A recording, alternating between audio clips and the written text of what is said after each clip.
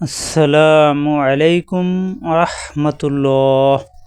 আজকের ক্লাসে শেখাবো আলিফ হরফেরই 8 হুকুম। আমরা জানি উপর থেকে নিচের দিকে সোজা টান আলিফ, উপর থেকে নিচের দিকে ডানে টান আলিফ। আলিফ দুই রকমের লেখা থাকে, অর্থাৎ আলিফের সবসময় বাম পাশ ফাঁকা থাকবে। এই যে বাম পাশটা ফাঁকা থাকবে, ডান দিকে মিলবে, বাম দিকে মিলবে না। বাম দিকে মিললে তখন এটা লাম হয়ে যাবে।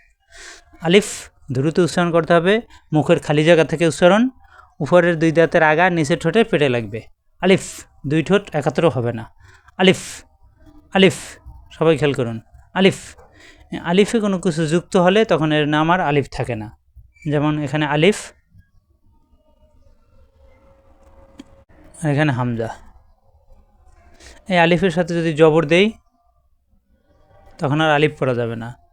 দুই জবর দিলেও আলিফ পড়া যাবে না, অর্থাৎ তখন পড়তে হবে হামজা। এখানে হামজা জবর আ, এখানেও হামজা দুই জবর আন, হামজা দুই জের ইন, হামজা দুই ফেস উন, হামজা জবর আ, হামজা দুই ই, হামজা ফেস উ, আ ই উ, এভাবে পড়তে হবে। আলিফে কোনো কিছু যুক্ত হলে তখন আর নাম আলিফ থাকবে না, তখন হামজা ধরে পড়তে হবে। আশা করি ক্লিয়ার।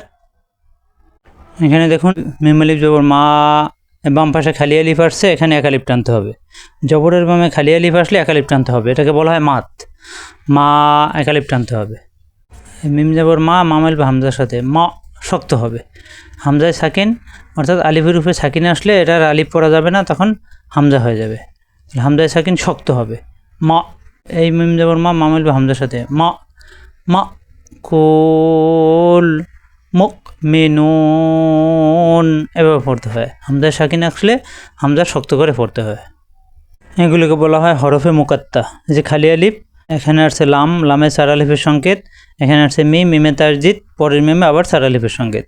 কীভাবে পড়তে হবে? আলিফ লাম মিম, অর্থাৎ এরকম হরফে মুকাত্তা থাকলে, এর ডান পাশে খালি আলিফ থাকলে আলিফকে আলিফ ধরেই পড়তে হবে। আলিফ লাম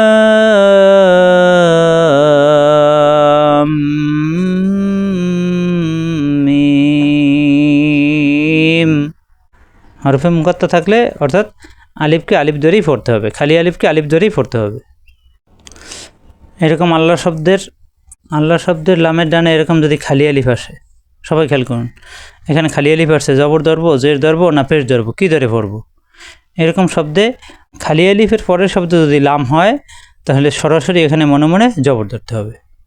আর যদি লাম না থাকে, অন্য হরফ থাকে, তখন তৃতীয় হরফ ফলো করতে হয়। তৃতীয় হরফে যদি জবর থাকে অথবা জের থাকে, এখানে জের ধরতে হবে। আর তৃতীয় হরফে যদি পেশ থাকে তখন আলিফে পেশ ধরতে হবে। এটা হলো নিয়ম। আশা করি বুঝতে পারছেন। আলিফের পরের হরফ লাম থাকলে সরাসরি জবর ধরতে হবে, লাম ছাড়া অন্য হরফ থাকলে তৃতীয় হরফ ফলো করতে হবে। তৃতীয় হরফে জবর থাকুক, জের থাকুক, এখানে জের ধরতে হবে, পেশ থাকলে পেশ ধরতে হবে। আশা করি ক্লিয়ার। আলিফের উপরে যদি শূন্য আসে এরকম, এটাকে বলা হয় আলিফ জায়দা। আলিফ জায়দা লেখায় থাকে, পড়া যায় না, কিন্তু অক্ফে আসলে, অক্ফের হুকুম আসলে তখন এক আলিফ টানতে হয়। ঠিক আনা শব্দ এরকম, এই যে নুন আলিফ জবর না,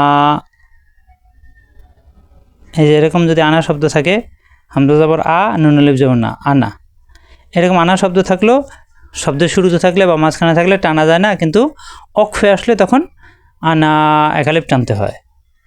আলিফ জায়দা এবং আনা শব্দ একই নিয়মে পড়তে হয়। অক্ফ করলে এক আলিফ টানতে হয়, অক্ফের হুকুম আসলে আর না হয় টানা যায় না। আশা করি ক্লিয়ার।